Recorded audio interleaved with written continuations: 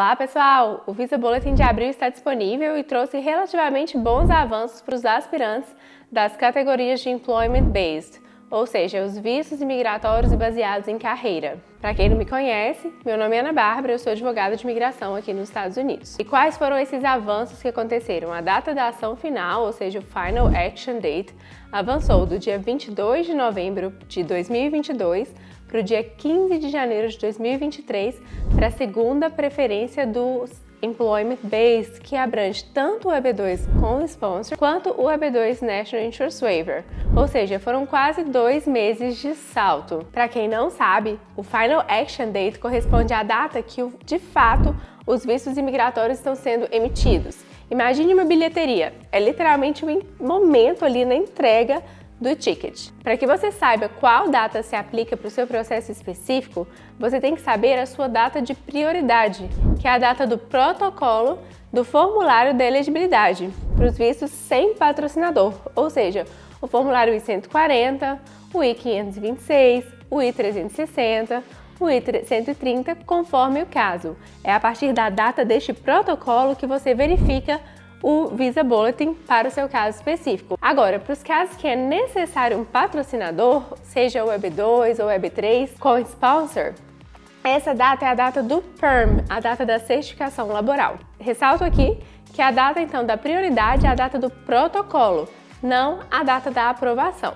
Agora, continuando aqui então sobre os avanços do Visa Bulletin de abril de 2024, o EB3 para profissionais e mão de obra qualificada passou do dia 8 de setembro de 2022 para o dia 22 de novembro de 2022. Também foram quase 2 meses de avanço. O que não avançou muito foi o EB3 para Unskilled, ou seja, a mão de obra não qualificada, aquela que exige menos de 2 anos de treinamento, que mudou apenas do dia 8 de setembro de 2020 para o dia 8 de outubro de 2020. Para a subcategoria de EB4, exceto para os trabalhadores religiosos, houve um salto expressivo, que passou então da data do dia 1º de dezembro de 2019 para o dia 1º de novembro de 2020, ou seja, 11 meses. Agora, para os trabalhadores religiosos, a notícia não é tão boa, porque o Visa Bulletin está apontando uma indisponibilidade para esse tipo de visto, ou seja, não há vistos neste momento disponíveis para essa categoria. Uma mudança importante, considerando que no mês anterior acusava a data do dia 1º de dezembro de 2019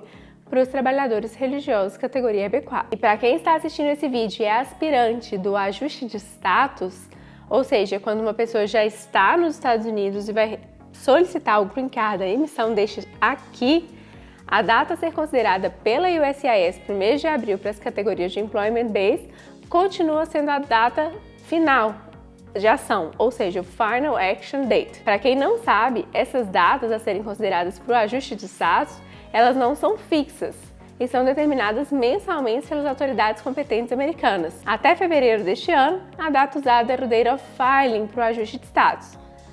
Mas, em março e agora em abril, a data a ser considerada é o Final Action Date.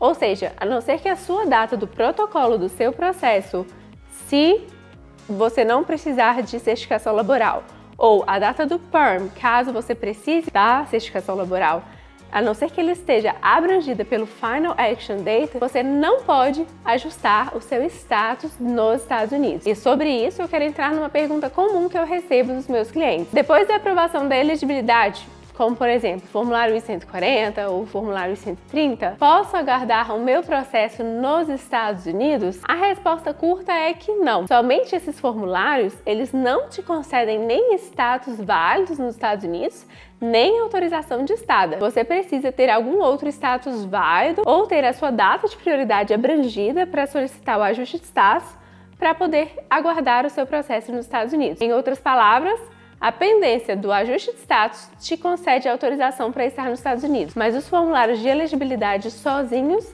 não. Agora, atenção muito importante, cuidado com as manobras de vir para os Estados Unidos com o status de turista ou estudante para fazer o ajuste de status aqui. Isso pode te prejudicar. Se você estiver considerando algo nesse sentido, converse com seu advogado de imigração. Retornando ao Visa Bulletin, vamos agora pincelar os avanços nas categorias de Green Card por família. Para quem não sabe, a gente tem 5 subcategorias dos Green Cards por família que são abrangidos pelo Visa Bulletin. A primeira preferência, ou seja, filhos solteiros de cidadãos americanos, 21 anos ou mais. A segunda preferência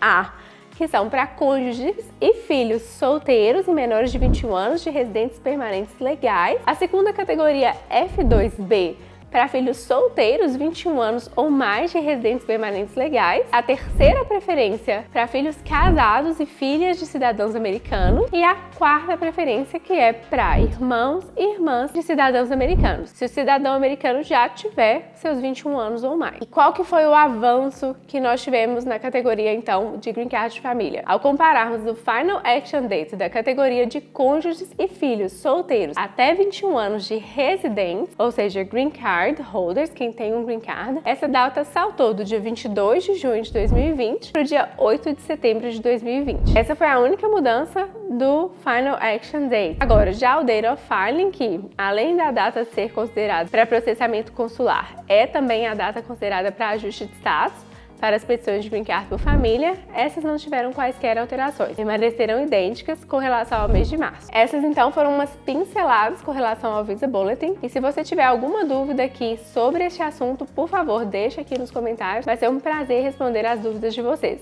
Muito obrigada por ter assistido esse vídeo e até a próxima!